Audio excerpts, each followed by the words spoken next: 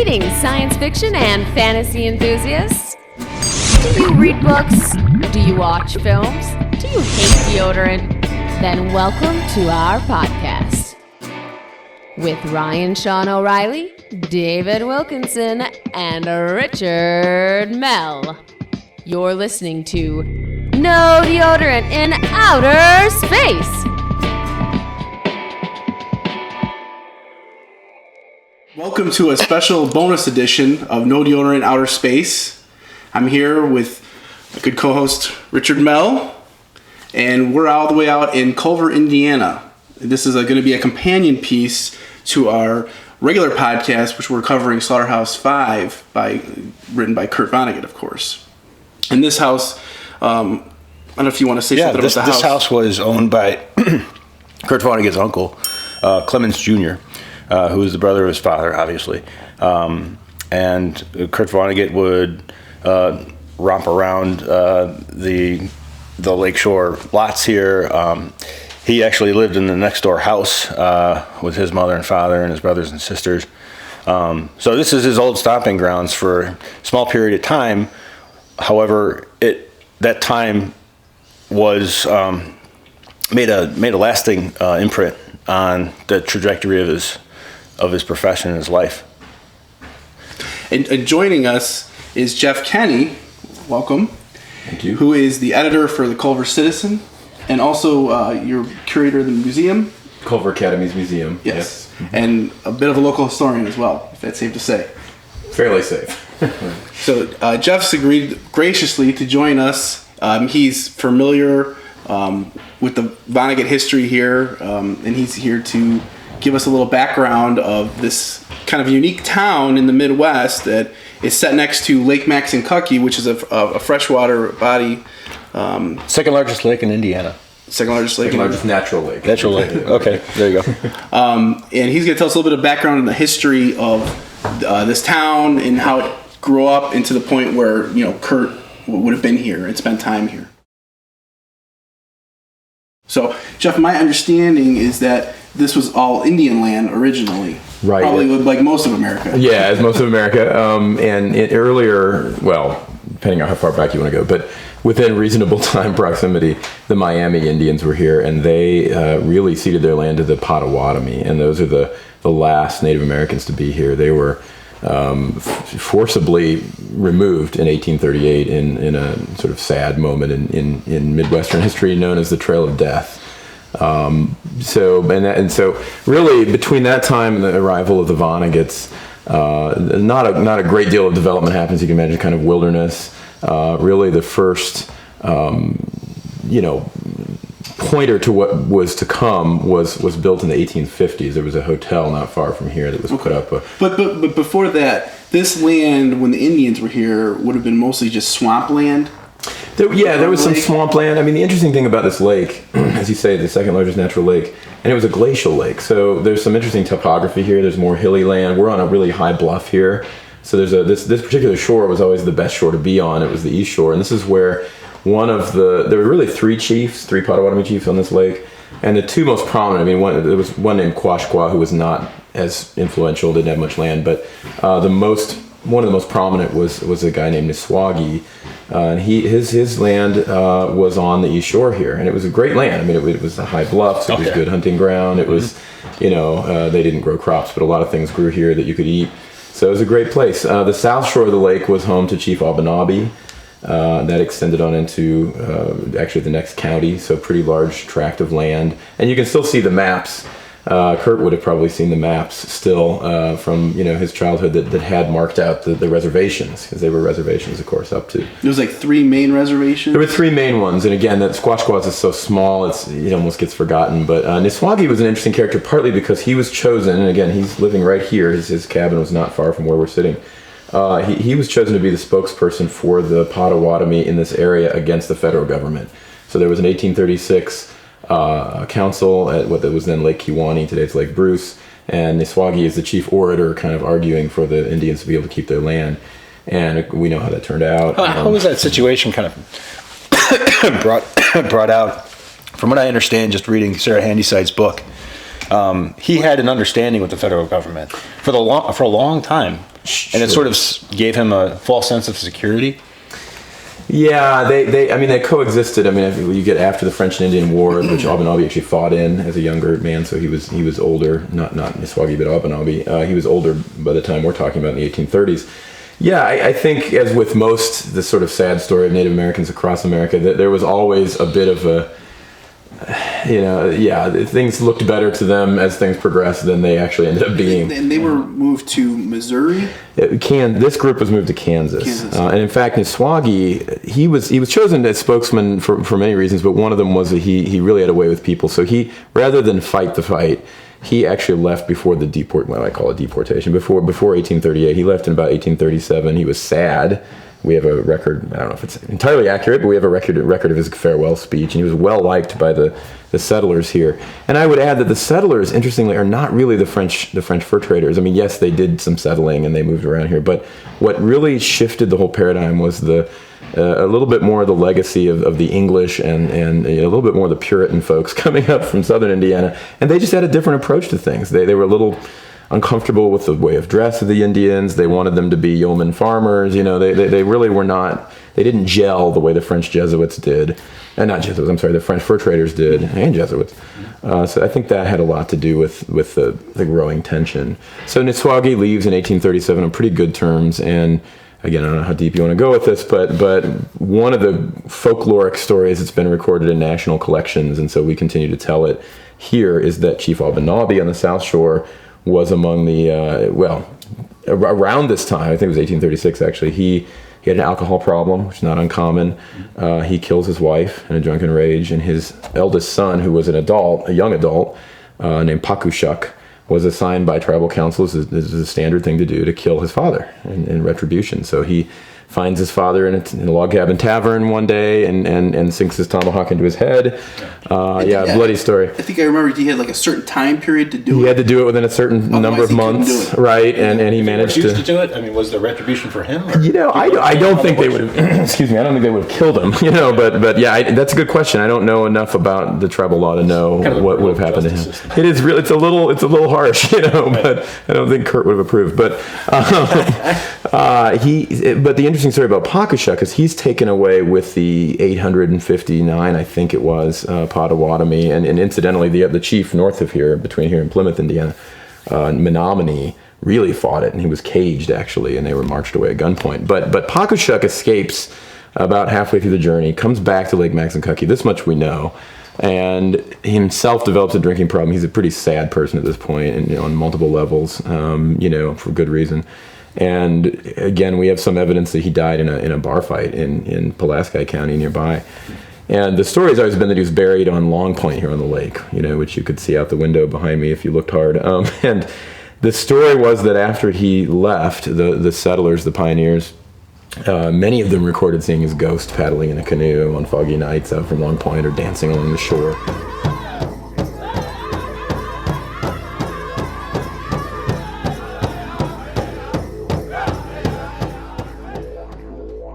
It has really, that story has been circulated and is one of the sort of pioneer stories of this area. So it sounds like the story of the Indians here is pretty similar, probably to the story of Indians in a lot of places in America. Absolutely, it's almost carbon copy. Yeah, almost a carbon copy. As the Indians are, their time here fades away. Then does this become more of like a pioneer town kind of? You could say that. It's funny, today Lake Maxinkuckee, not only is it not only is it the second largest natural lake, it's one of the cleanest in Indiana, and I'm told it's I'm getting to a point with this there. I'm told it's the highest lakefront property value in the state, and second in the whole Midwest to Lake Geneva. So it's a hot property, but at the time, nobody wanted the lake land because it isn't good for farming. So you have to think about what's going on after the Indians leave. Everything's about agriculture. Everything, pioneers coming up here. So north of here, in flat areas that were more conducive to farming, was the hot land. This was wilderness.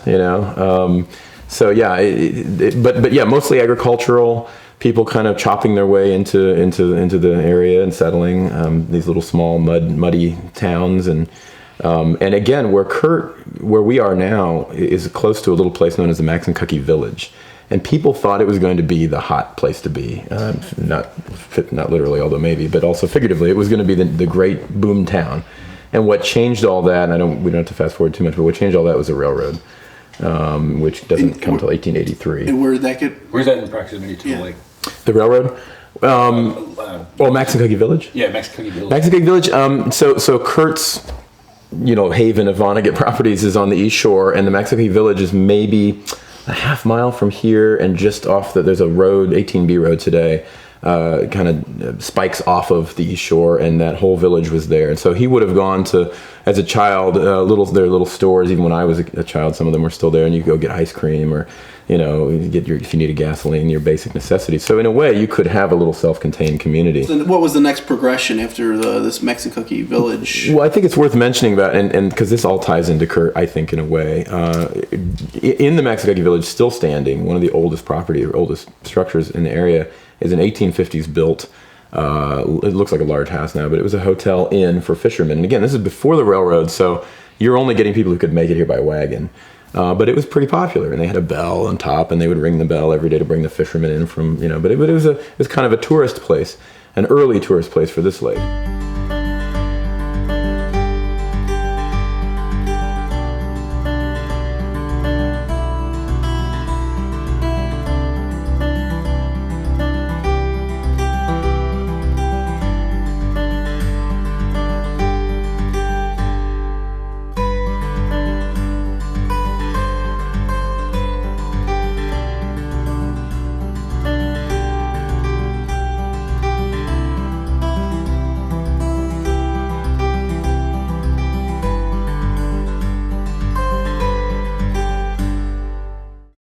The kicker really was in the late 1870s, a group of outdoorsmen from Plymouth, Indiana, including a really interesting character named Daniel McDonald, who he goes on to become a state senator. He has the Plymouth Democrat newspaper. This is a day when they still have this in some cities, you have sort of Fox News versus, MSNBC.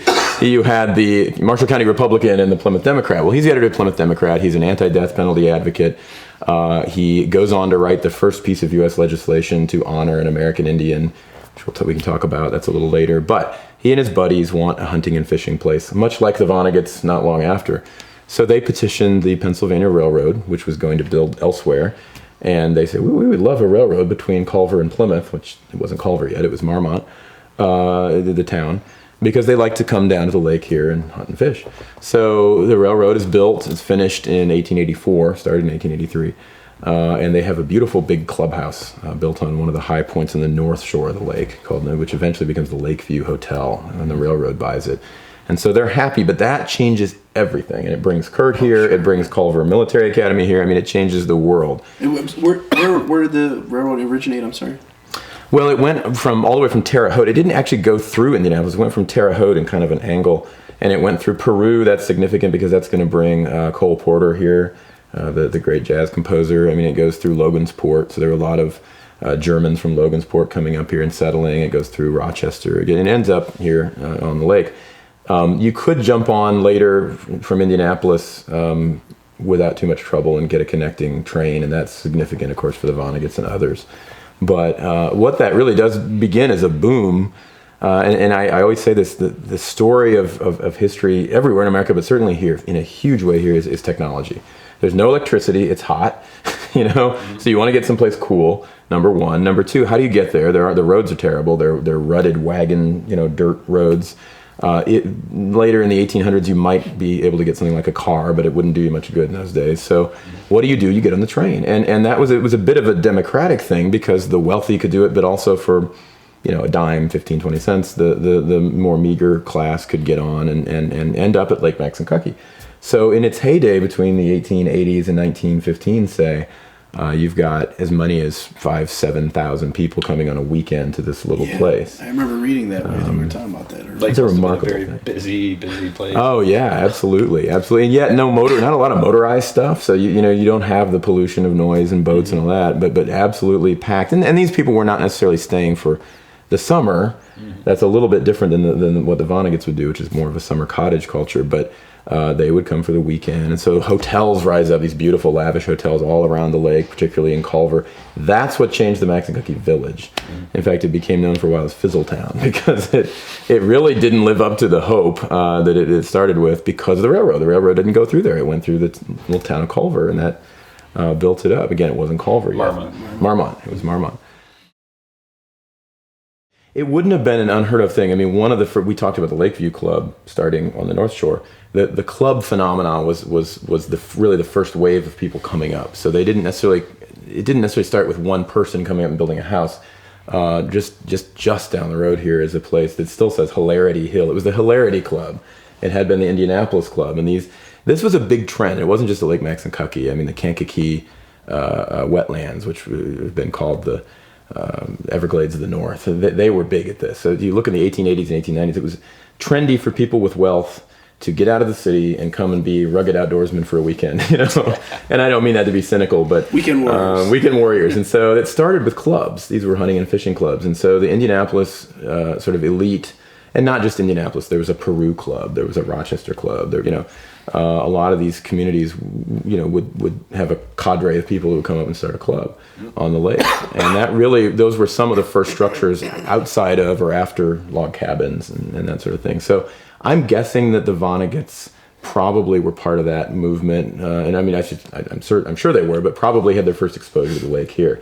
And again, it made sense that you follow the railroad line. That was the best way, almost the only way to get up here initially. So the railroad was in when the Vonneguts started coming. Yeah, because it was in by 1884. Okay. And I seriously question if they would have come here. I mean, I'm not saying they never would, but in the way that they did, if the railroad hadn't preceded them. And if it had gone somewhere else, they might have gone somewhere else. Railroads were big influences. It was huge. Yeah. And I mean, we talk about the ice industry in Culver. It was a huge industry. I mean, we shipped ice all over the Midwest, but again, why? No refrigeration.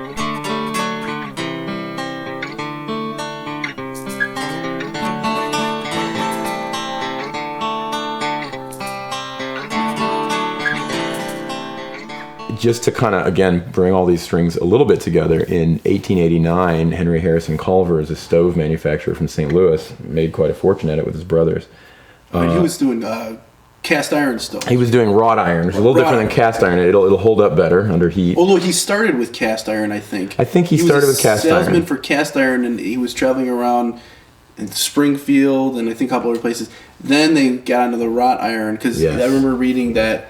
And then that was better than the stoves that they were previously peddling. Exactly. And it had to have been successful. I mean, they had, one of the interesting things, if you look at the old Culver Military Academy yearbooks, you've got students from Mexico.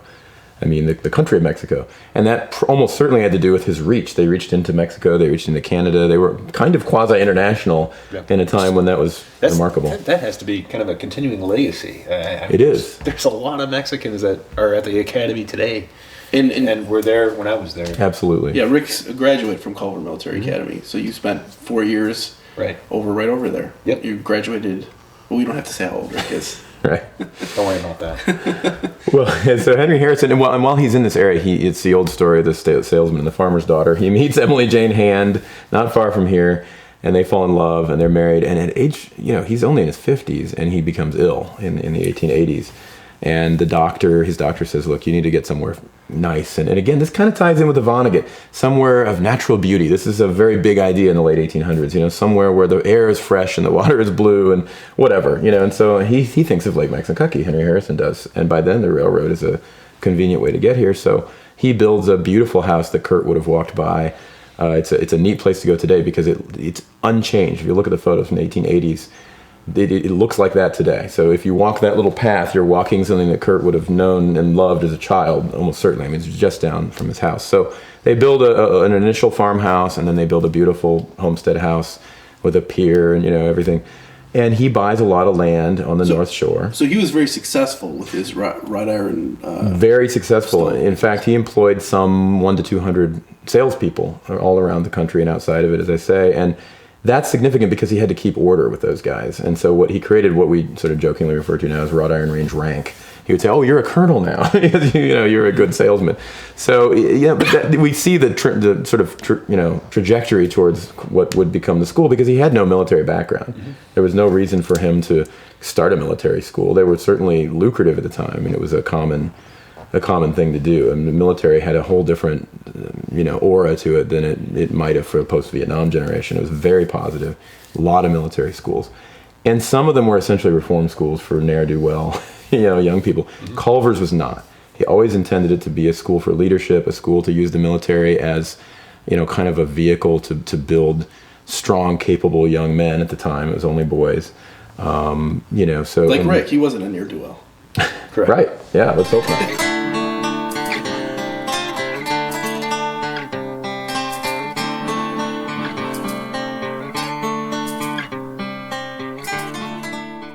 Look back, the town absolutely embraced this school. It put them on the map. It brought a lot, and he brought a lot. Before he started the school, he had started a Chautauqua, which was again, it's interesting how all these sort of cultural things.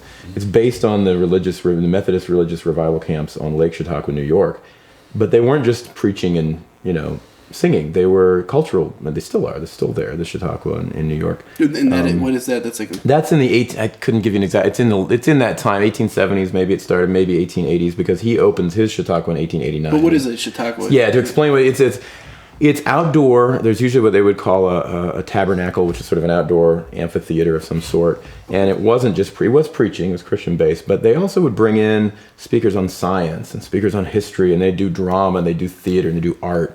The latest technology, the so technological. It's like a cultural center. Where it was absolutely live performances. It was meant to bring again back to technology. There's no radio, there's no movies, there's no TV, so you're bringing culture to the masses and entertainment. So it's sort of edutainment brought to everybody. Mm-hmm. And some of them were traveling, and they continued well into the 1950s. Traveling Chautauquas would set up tent stakes in a town. But Culver, this area had two in different periods that were quasi-permanent. They were meant to be permanent. Mr. Culver started in 1889. He brought some preachers who were sort of the Reverend Billy Grahams of their day. They were household names. They were superstars, and he brought in something like 10,000 people.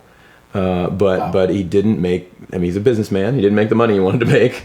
And as you say, his land. I mean, he had land close to where we are, which was on higher, and that was great. But the land that would eventually become Culver Military Academy was very swampy. And I mean, he had to drain it. He dug canals. I mean, he put a great amount of effort and labor into draining the swampland as best he could. And if you've been to a Culver Academy parade, even today, after a rainstorm, you have to be careful where you drive in that field. It gets swampy, despite every best effort. There's nature for you. But, so for a while he turns that land into agricultural fairgrounds. In 1894, there's some thought that his wife was a big advocate of this. He starts a school, a winter school initially, fall, spring school initially. And he uses the old Chautauqua Hotel and Tabernacle as the buildings to start with. Oh, and he used them as like dorms. They were all dorms. And again, this tells you the ingenuity of these guys. I mean, in February of 1895, the hotel, which was the dorm / classroom / dining hall, everything burns to the ground. So he says, "I want a fireproof building and I want it quick." And by September, he's got this beautiful brick 3-story main barrack, which is the sort of epicenter of the campus, and it's still there. There's been a floor added to it, oldest building on the campus, and of course then over time that's added to. But it's interesting about him. In 1897, he's only 57 years old. He dies. So we talk about Culver. We talk about Culver as a he is sort of the name behind the school, and yet he really had fairly little to do with it directly. And I could go on for an hour about Culver Academy, but I would just add this, that in 1897, providentially, he brings in a young Virginia Military Institute graduate named Lee Genelette, who was just a master. He was great at seeing opportunities to grow the place and seeing opportunities to promote the place. So that same year, he starts the Black Horse Troop, which goes on into presidential inaugurals through much of the 20th century up till today. Escorting U.S. presidents. If there's an opportunity to escort a diplomat, to bring a celebrity, In 1913, for example, Genelette sends the cadets to the Great Flood in Logansport, Indiana, and rescues 1,500 people. Mm-hmm. You never do that today with teenage boys, but and I think he did it to respond to the call. It fit Culver's kind of mission and sensibility. But there was a flood it was a train ride away, right? Well, the flood really was it was sort of the Hurricane Katrina of its day. Yeah, the whole town was flooded out. The whole Midwest was flooded. Think of the Rust Belt. It really ground industry to a halt in 1913 for a while. So Ohio, if you go to Dayton today, the whole dam system is based on not letting that happen again.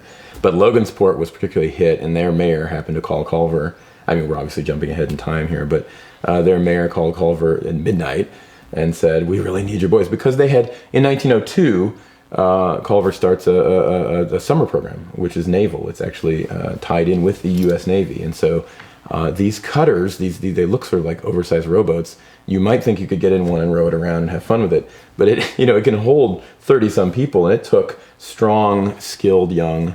Well, they have to be young, but in this case, young men to successfully steer these boats and navigate these deadly floodwaters. These are floodwaters that would slam a boat up against a wall and destroy it. So they really did a remarkable. It's almost Hollywood. It would be a great story, rescuing all these people, and they're seeing bodies float past them, and all these gory things happening. So it's really Culver likes to tell that story. There's a gate if you go to Culver Academy today that the grateful town of Logansport gave in 1914. It's a perfect example of what the school aspires to do.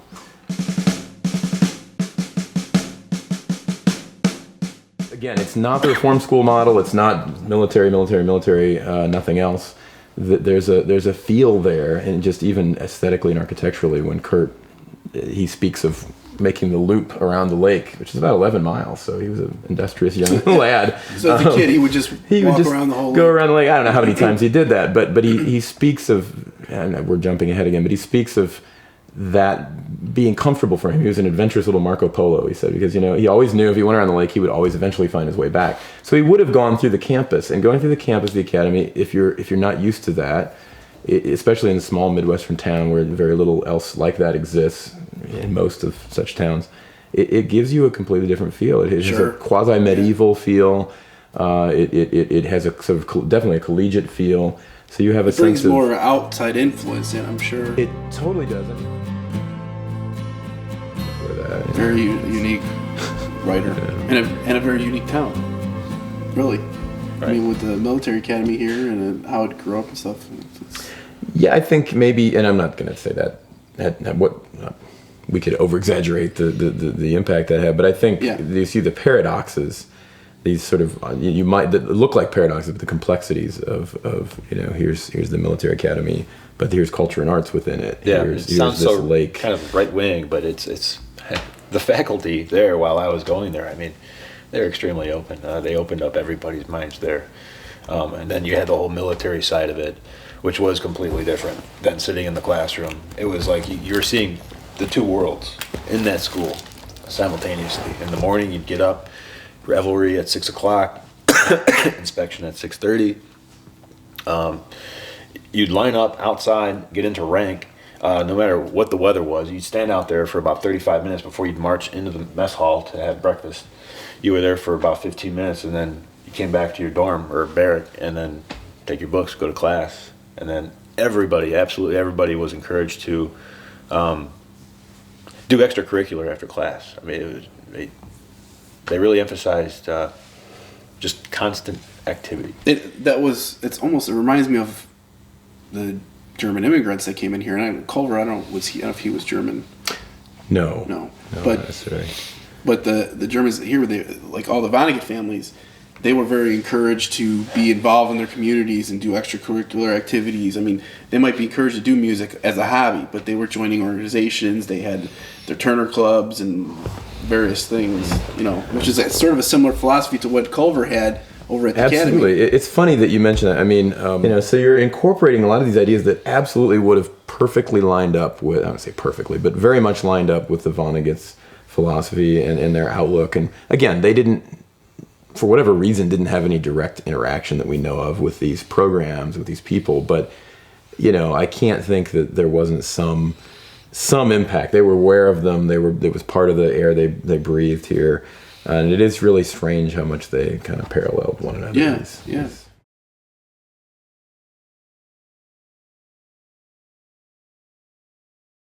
Who was the first Vonnegut that came to this area? Was it? There's been talk of Clemens Sr., who's really the patriarch. I mean, he's the German immigrant who gets here in 1848. So yeah, he came over right from Germany. He did, and then he was working in some industry, and then he had a friend down in Indianapolis that wanted to start a hardware business. Right. And so he went to join his friend and start this hardware business. And then his friend left to go exploring west and just never returned. And then Clemens Sr. just ended up taking over this hardware business. It became very successful. Just the Vonnegut hardware as opposed to any other name. And yeah, it was very, very successful. And whether he came to Lake Maxinkuckee, I think there had been thought that he had, but I'm not sure that he really started that trend himself. But his son Clemens Jr., we're sitting in his house, which was built 1889. I believe. And he actually, at one point, Mr. Culver owned this property. So there was a point where it went from Culver to Peoples, which was another another family on the lake settling here, and then went to Clemens Vonnegut Jr. And so the Vonnegut's, but it dovetailed nicely with their philosophy and what they were trying to do in Indianapolis. They were, the German sort of outdoors, health, active exercise movement, that kind of robust. Well, in the Vonnegut's, I guess Clemens Sr. would have been part of what are they called, the 48ers? Well, the 48ers or 58ers. What is it, 48 or 58? I think it's 48ers. 48ers. It was a revolution. There was a couple of social revolutions in Germany that didn't quite take. Yeah. And so freethinkers. Yeah. And so there was a mass migration of Germans, like tens of thousands. Yeah. And a bunch of them ended up in Indiana, and I forget where else. It's odd that they did, but yeah, I mean, Indianapolis, even Logansport, which is a fairly small town, certainly compared to Indiana, had German newspapers. Yeah. The churches here in Culver, one of them was a German-speaking church, even into the 19-teens and 20s. So, yeah, the German influence in this part of Indiana was huge, and certainly in Indianapolis. So this would have been, Clemens Sr. would have been Kurt Vonnegut Jr.'s great-grandfather? Great-grandfather. So he's coming over from Germany in this kind of free thinker movement where a bunch of Germans are kind of coming in and settling over here. Right. And they were also part of the Turners. The Turners, I think they were the people that felt that physical activity was important, and they started. They were almost Turner houses, though. I mean, they were almost like gymnasiums. It wasn't like a gymnasium only, though. They had theaters, dance hall. It was a cultural center. Well, what was the building in Indianapolis? The Athenaeum, if I'm correct. Right. Mm-hmm. It was originally called the Das Haus. Right. The German house. The German and then house, yeah. When the World Wars happened, they changed the name because it was bad PR. Frankfurters became hot dogs, yeah. We don't want German. And the Vonneguts were involved in creating the Athenaeum. I think Clemens' son, Bernard, designed it. Bernard breaks away a bit from the hardware, industry and becomes the first generation there of architect.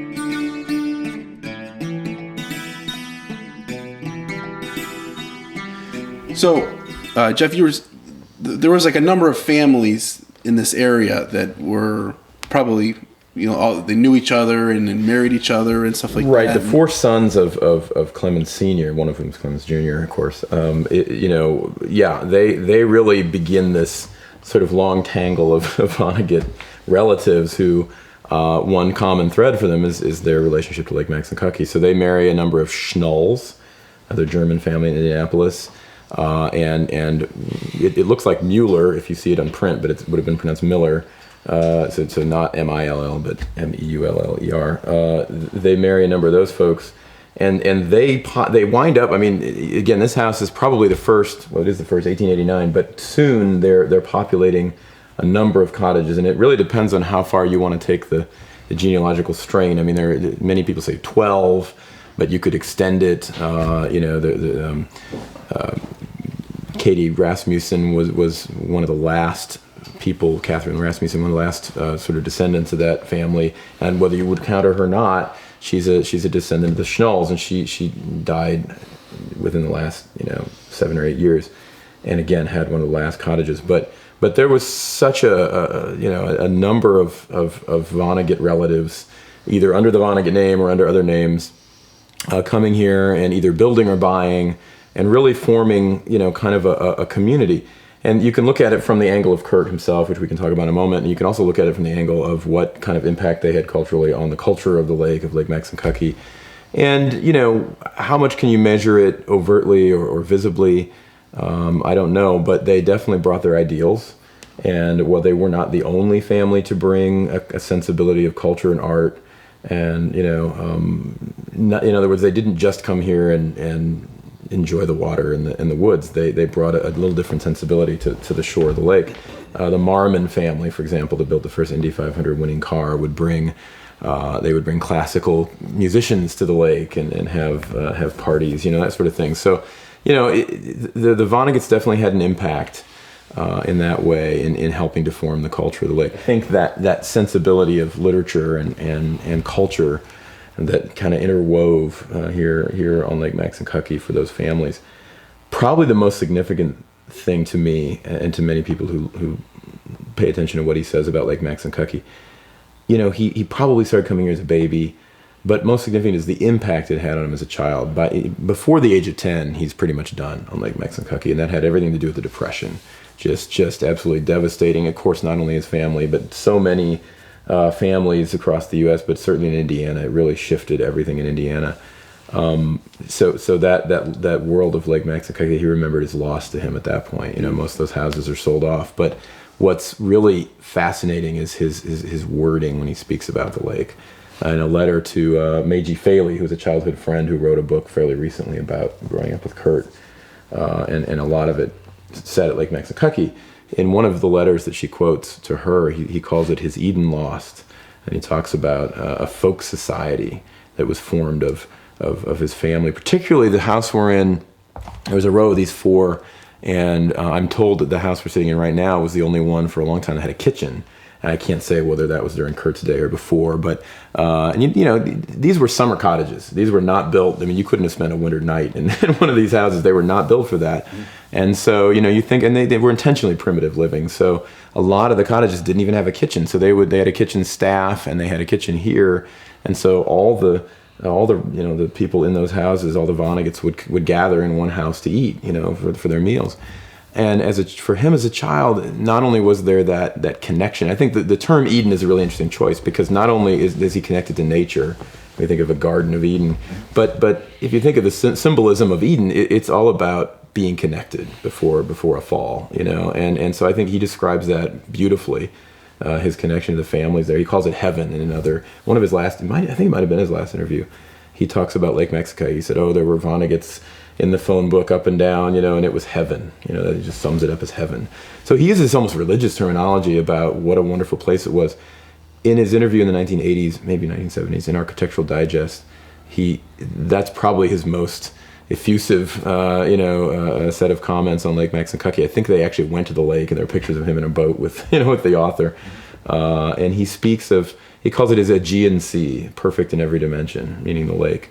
And he says, as I made my first mental maps of the world on Lake Maxinkuckee. And talks about being an adventurous little Marco Polo, because he could set off and go in any direction. As long as he followed the lakeshore, he'd be home again. And again, there's that sense of place, that sense of safety, that sense of location. No matter where I go, I can come home without being lost. Why is that significant? I think, and others have argued, that if you look at his literature, if you look at what he's writing, there's a lot of dystopian themes. And of course, he's very cynical. There's a lot of gallows humor, but at the heart of it, he's not terribly optimistic about the state of human affairs. And what I think he wants to point towards what we can be.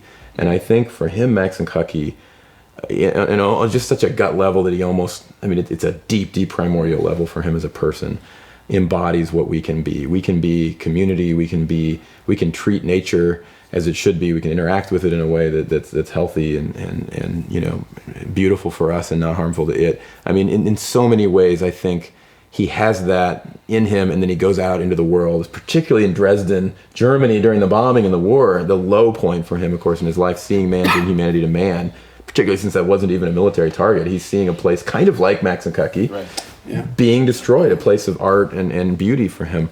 So I think that all the ugliness he sees just points him back to what can be. And I think Max and Cucky was a realization of that. It wasn't an abstraction for him. It was a reality that he had deep within him. And he writes about that. Oh, I've flown over it. And, the real Max and Cucky I don't even need to go to, although he did come back a few times, because it's here within me. Mm-hmm. And it's just a really powerful, kind of testimony to what it was for him. And I think there are ways in which it remains that. I mean, it's changed. Everything's changed about it for sure. But if you walk these roads and you go to these places where he was, many of them still have that old world feel that he remembers. Some of the buildings stand, some of the trails stand. I guess from Kurt's perspective, this is really a community within a community.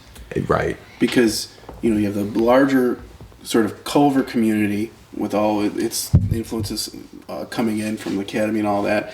And then he's got his relatives coming in, and they're their own community.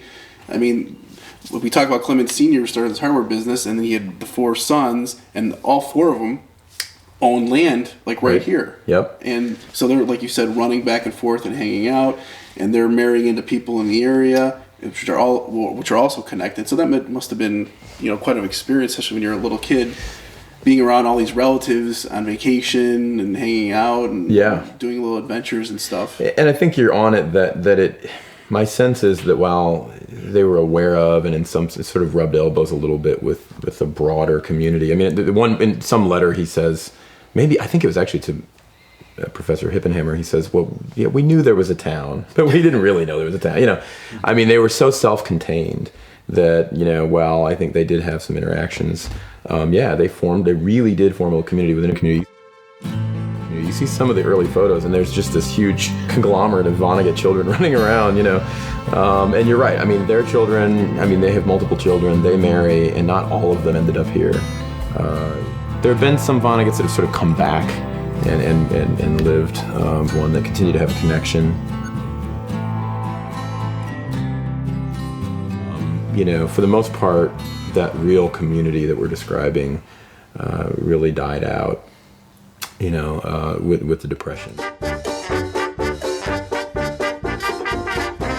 Clement Sr. started this hardware business, and then he had his 4 sons, and they all ended up working at this hardware business in Indianapolis. Sure. And I think we were talking about this. The one son, Bernard, was a little different than the other 4 sons in that he hated working there, even though this was a very successful family business. Yeah. And I think we read, it was in, I don't know if it was Meiji's book, that he had a bit of a breakdown. I think they were like taking inventory or something kind of mundane, making sure all the brooms are in the right place, and he just starts crying because he's bored by it. He's got an artistic mind. Yeah. And I think the amazing thing is that his father, who was so successful in the hardware business, hears him out and he compromises with him. He doesn't only compromise with him, he encourages him to continue with, this direction.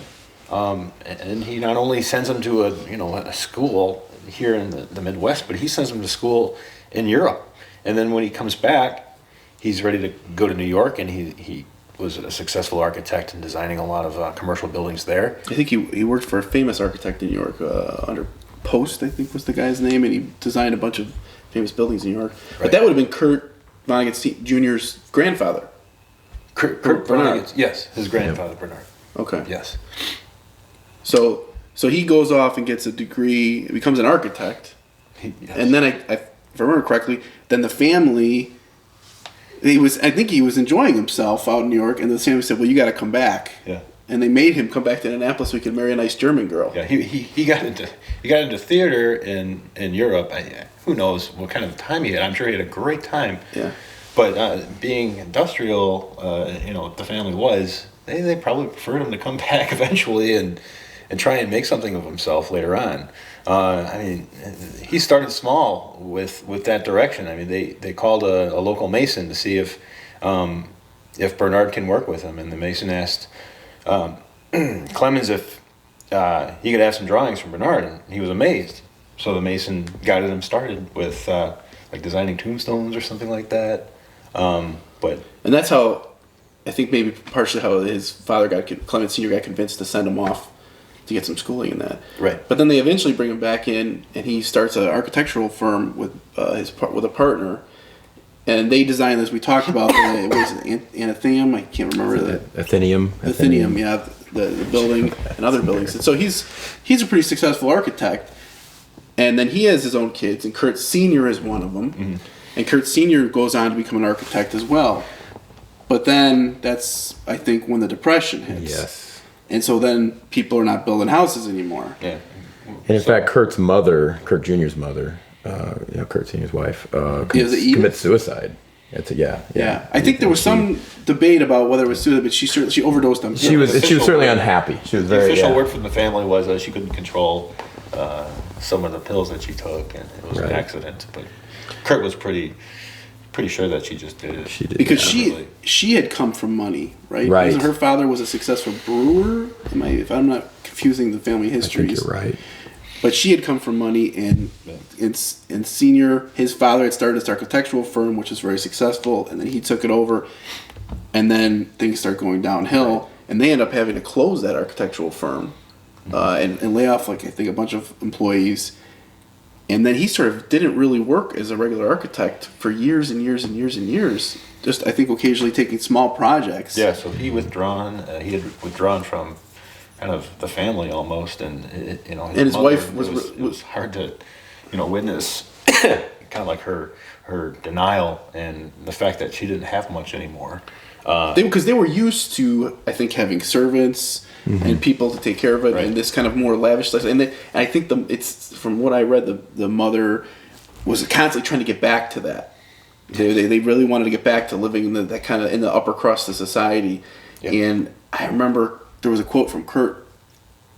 There's been some little change, and they got some money, and they rejoined some fancy country club. They took total risks in networking, and they would join fancy clubs, and they would try and generate some momentum that way. Yeah, and Kurt said that his mom said something to him like, "Well, now we're in this club, and you're going to be around your own people again," or something like that. Yeah. And Kurt said, "I didn't know what the hell they were talking about." Yeah. But so then their family, as you said, fall on hard times, and that must have been when a lot of these cottages then started getting, I don't know if they got sold off or... Yeah, I think for the most part they got sold off. And whether they were able to keep them, they probably wouldn't have been making the trips. The whole culture of this lake, not just for the Vonnegut's, but everybody, was typically in the spring, the whole family comes up, opens it up, lets it air out. Dad goes back to work, comes up on the weekends maybe, or Mom maybe comes up for a week. Kids. Mom and the kids stay up and just have a great time. And the dads would come as they could throughout the summer and maybe peak times. But that was expensive and laborious. And I think most of them were sold off though. Yeah. In fact, now that's an interesting thing because when Kurt gets married the first time, he wants to have his honeymoon at Lake Maxinkuckee. And we have photos of him with his first wife at their honeymoon. He was able to talk to the current owner at the time, and it would have been the house, as you say, just north of this one. So this house was owned by Clemens Jr., and the house next door would have been owned, I think, by Bernard. And someone and someone else actually. I don't know if Senior ever owned it. It wasn't clear to me. Oh. But, you get fuzzy on all the technical ownership. But Kurt Vonnegut Jr. never owned any property. He would have been a kid just coming up. Correct. But that would have been his grandfather's cottage that he would have been staying at, and then coming over here and visiting the other cottages as well. Absolutely. And so that cottage next door is where he went with his first wife for their honeymoon. And again, it's just kind of, this is a return to what was home base for him. And that says a lot, though, when you talk about how places have an impact in people's lives, inform who they are, especially when you're younger. Is when he's an adult and he gets married, which is a big change in someone's life, a big commitment, and then to come back here, right, as opposed to anywhere, because he didn't live here. He lived. What year was it that he got married? At that point, did he have the resources to be married? This was post-war, so I think you're right. He didn't at that point. It isn't like he was living in New York as a literary cultural icon, and limited, I mean, he probably had limited resources. But you're right. I mean, you could have gone anywhere, nonetheless. It wasn't. It wouldn't have been a simple thing for him to come here. It wasn't in the family anymore. No, it wasn't in the family. It's not like it was a hotel. He had to convince the current owner to let them stay there. He clearly went way out of his way to get back here for his honeymoon. Yeah, he did the same thing in Indianapolis. He would stop at the original house that his dad had designed with the beautiful stained glass, and he would just politely ask the owners if they could just take a walk around. So there's something about home with Kurt. And I think that's a really, because if you flip through any of his books, I mean, it isn't, he mentions Max and Cucky in some, but even when he doesn't, I was always struck, I mean, from the very first time I ever read one of his books, because you read, you're reading a book in high school, for example, that's assigned to you. You don't expect to hear about Indianapolis, Mm-hmm. and particularly, I mean, many authors, if they sort of, or whatever, maybe they're actors or artists or musicians, they sort of overcome their Midwestern roots. They may not reference them overtly and repeatedly in their art, because, well, now I'm in New York. So I mean, I always thought it was really striking that Kurt constantly referenced Indiana, and he did it really well because he found the humor, he found the funny bits. I would see, I just saw him refer to James Whitcomb Riley as an unmarried lush, so he finds these ways to make a joke out of some of and not necessarily a mean-spirited joke, but, instead of just let's steer clear of this because my audience may not recognize the reference, he makes it universal. He makes them funny. He makes them relevant. And yeah, I mean, in slapstick, for example, and we were talking about this earlier, slapstick, he has the King of America set up his castle in the riding hall at Culver Military Academy. Just as one specific Culver reference. But Indiana is throughout his books, and occasionally Max and Cucky as well.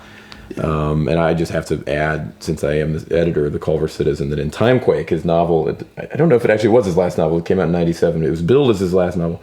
He talks about, he has this master plan to start out writing for the Culver Citizen and then work his way up to the big city, Kokomo, Indiana. And then eventually he ends up writing for the Indianapolis Times, which I think all that was fictional, but it's funny that Culver ended up in that book, and obviously has a personal connection for me. But that was his last work of fiction. As I say, at the time it came out, that was the tagline, and then I know there were other Rolling works. Stones say this is our last. Yeah, it's the last one. Everybody dies. But what? I don't know if I have anything else to add. Do you have anything else? I think that's it for me too. Okay.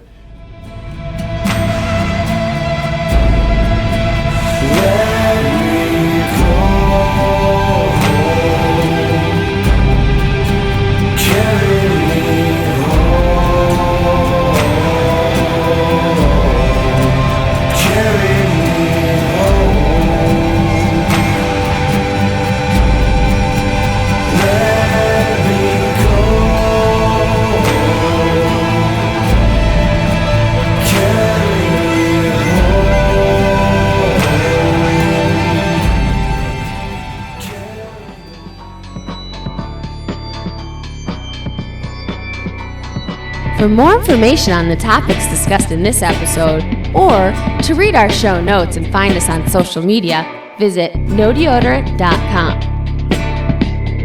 For more information on Ryan Sean O'Reilly and his various works of fiction, visit ryanseanoreilly.com. For more information on David Wilkinson, visit drycracker.com. For more information on Richard Mell, check out his profile at goodreads.com. The theme music for this podcast was written by John Doyle from the band I Decline. You can visit him at i-decline.com.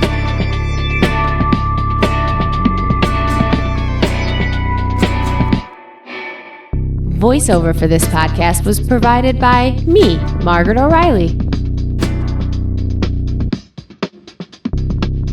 Well, that concludes our episode. We hope you've learned a lot. Again, thanks for listening to our show. And always, always remember, there is no deodorant in outer space.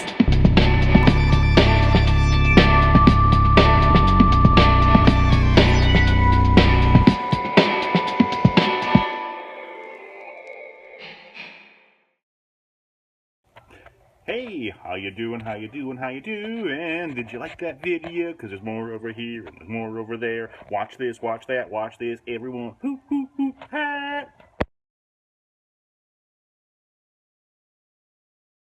The fun doesn't have to stop here. No, the fun can keep going all night long. You can go here, you can go here. This is our website. This is more recordings just like this one. Woo! As many as you can fit into your tiny little head. Feel it, fill, fill it, fill.